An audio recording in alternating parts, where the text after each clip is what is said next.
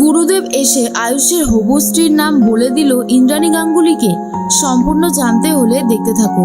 গল্পের শুরুতেই দেখা যায় যে কুসুম নিজেই বুঝে উঠতে পারছে না কি করবে, কারণ কুসুম ফুল নিয়ে বাইরে দাঁড়িয়েছিল। এরপরে আয়ুষ বলে, কি ব্যাপার কুসুম, তুই ফুলটা নিয়ে এখানে দাঁড়িয়ে আছো কেন? যাও গিয়ে রেখে এসো ফুলটা। এরপরে কুসুম বলে, ছোট স্যার আমার ভুল হয়ে গেছে, আপনি তো আমাকে আপনার ঘরে আসতে বারণ করেছিলেন। এরপর আয়ুষ বলে, তুমি এখন আবার এসব শুরু করলে কুসুম, তুমি পারো বটে। দেখো কুসুম, যা যা হয়েছে সবকিছু ভুলে যাও। আমি তো কিছু জানতাম না, তাই তোমার সাথে খুব বাজে ব্যবহার করে ফেলেছিলাম, আর তার জন্য আমি ক্ষমা প্রার্থী। কিন্তু বারবার একই কথা বলে প্লিজ আমাকে অসম্মান করো না, তাতে আমার কষ্ট বাড়বে বই কমবে না। এরপর কুসুম কি বলবে নিজেই আর বুঝে উঠতে পারছে না। তখনই কুসুম বলে, ছোট স্যার আপনি আমাকে অপমান করেছেন, ঠিক করেছেন, আমি তো আপনার সাথে অপমানজনক কাজই করেছিলাম, তাই না? এরপরে আয়ুষ বলে, একদমই না, তুমি এসব কথা আর কখনো বলবে না, ফুলটা এখানে রেখে দাও। তুমি তো জানোই সকালবেলায় তোমার হাত থেকে ফুল নেওয়া এটা আমার একটা অভ্যেসে পরিণত হয়েছে। এর মধ্যেই তখনই আয়ুষ বলে, আমি তোমার কাছে ক্ষমা চাইছি, কান ধরছি। এরপরেই চলে এসেছে ঈশান আর বলে, জাদুঘর তুমি শুধু শুধু আমার ভাইদাকে কষ্ট দিচ্ছ, ভাইদা তো তোমার কাছে বারবার ক্ষমা চাইছে, তাহলে এইবারে ক্ষমা করে দাও, আর মনের মধ্যে কোনো দ্বিধাবোধ রেখো না।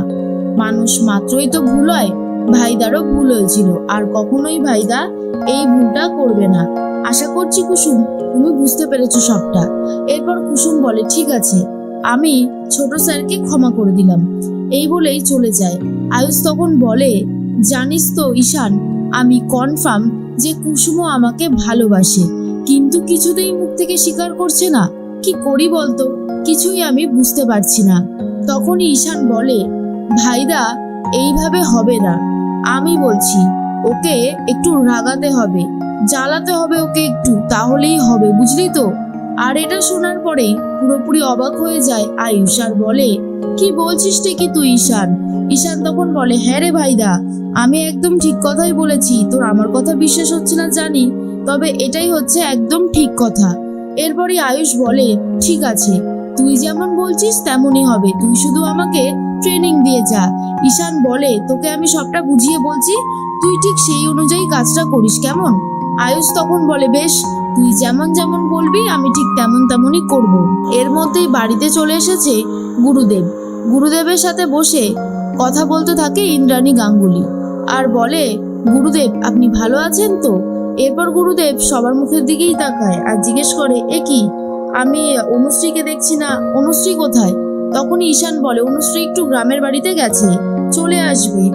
এরপরে গুরুদেব ইন্দ্রাণীকে বলে, অনুশ্রী আসলে বলো ঈশানের দিকে একটু খেয়াল রাখতে, ঈশানের চোখ মুখের অবস্থা একদমই ভালো না। এরপরে ঈশান আর কিছু বলতে চায় না। তখনই আয়ুষের কুষ্টিটা আবার নিয়ে এসেছে ইন্দ্রাণী গাঙ্গুলি আর বলে, গুরুদেব এটা যদি একটু দেখে দিতেন তাহলে খুব ভালো হতো। জানেনই তো মেঘা দেবলীনার পরে আমি আবারও এই বাড়িতে বড় বউ আনার চেষ্টা করছি। আয়ুষের সাথে যে কার বিয়ে হবে গুরুদেব, আমি এটাই বুঝে উঠতে পারছি না।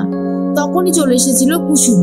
এরপর কুসুমকে দেখার পর গুরুদেব একটা কথা বলে দেয় যে, আমি তো আগেই বলেছিলাম আয়ুষের সাথে যার বিয়ে হবে সেই মেয়েই পারবে আয়ুষের জীবন রক্ষা করতে, বারবার সেই হচ্ছে আয়ুষের রক্ষা কবচ, আর সেই মেয়ে তোমাদের খুব কাছেই আছে, আর সে কিন্তু ভীষণ গরিব, তোমরা তাকে মানিয়ে গুছিয়ে নিলেই সবকিছু ঠিক হয়ে যাবে। কুসুমের দিকে তাকিয়ে ইঙ্গিতে কথাগুলো বলে দেয় গুরুদেব। এরপর ইন্দ্রাণী গাঙ্গুলির মাথায় চলতে থাকে, গুরুদেব কাকে এই কথাগুলো বলল, কে আয়ুষের হবু স্ত্রী?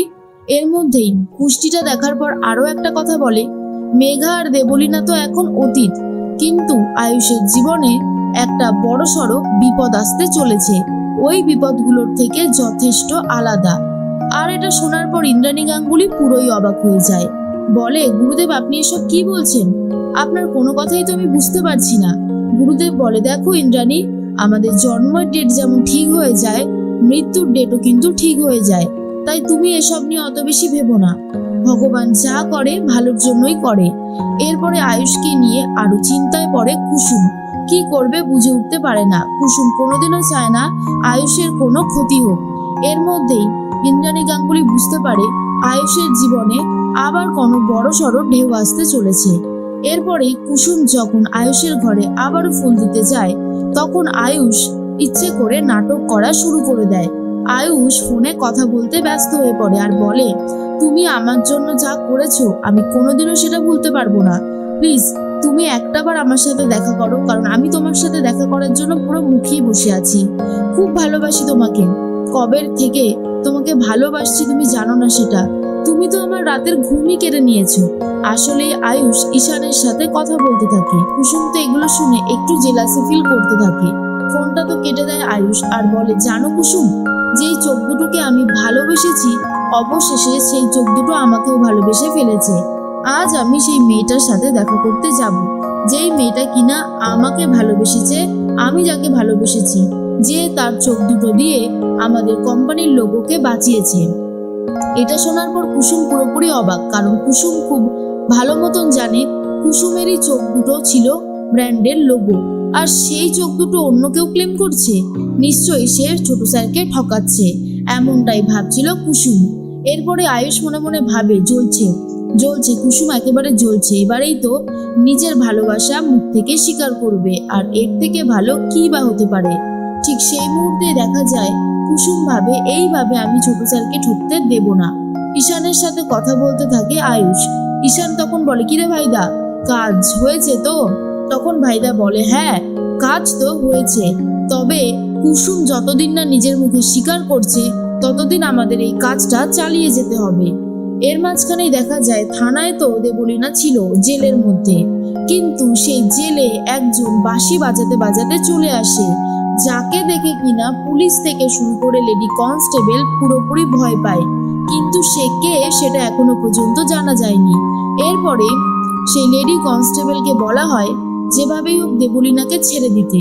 লেডি কনস্টেবল সাহস না পেলেও যে পুলিশ অফিসার ছিল সেও খুব ভয় পায় আর দেবলীনাকে ছাড়ার জন্য বলে দেয়। দেবলীনা বাইরে বেরিয়ে আসার বলে, আরে আপনি আপনি এখানে কি করছেন?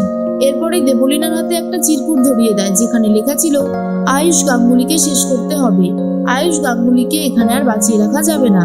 এটা দেখার পরেই দেবলীনা বলে, আয়ুষকে মারা এত সহজ না, ওকে মারতে গেলে আগে কুসুম সরকারের মুখোমুখি হতে হবে, তারপরে আয়ুষ গাঙ্গুলিকে শেষ করা যাবে।